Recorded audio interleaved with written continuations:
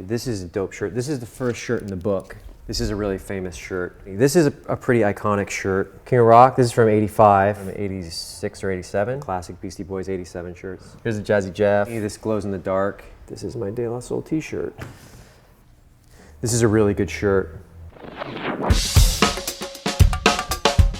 It's really all about growing up in Ohio and just wanting to be a part of this thing, this hip hop thing. And the best way to be a part of those things when you're a kid and you're a fan is to try to wear a t-shirt. The one shirt you could get in Ohio was Beastie Boys because they had enough crossover appeal where you could go to the mall, you could go to a CD store and like they would have a Beastie shirt on the walls. And everything about Beasties back then, in the 90s, it was how I wanted to dress.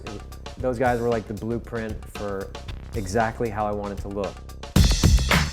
When you talk to guys like Russell Simmons, they talk about how they were the only ones who believed in themselves. So they're making these shirts and it's like not so much about marketing, it was more about style. And you can kind of see that in those early shirts. And what's crazy is those guys didn't ever hold on to the shirts because they were so in the middle of it. They had no idea that it was going to become what it was at the time. And now they've turned into this like kind of hip thing, you know? Like if you go out in Williamsburg or something, you're going to see like a 22-year-old girl in like a bootleg No Limit shirt. I think in the time, you'd find them like 5 for 20 bucks. You know, I mean, they were meant to be street corner shirts, flea market, sold outside of a concert.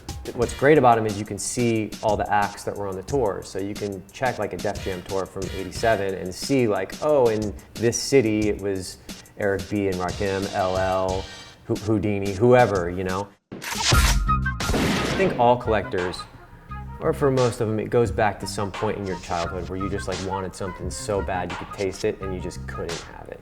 And then you reach a point in your life where all of a sudden maybe you can have it and then it's like the floodgates open. And those are also the shirts I wear. You know, I have maybe 300 hip hop t-shirts and I probably wear 5 to 10 and it's gonna be the same Tribe Called Quest shirt that I wanted when I was 15. You know, like you still want to be a fan of your favorites. And so when you walk outside, you can really feel like, I'm repping, you know, I'm repping my favorite hip hop group. And it's cool, you know, people, you walk around New York City and people can be like, oh man, Tribe Called, my favorite record, I love it, you know, whatever.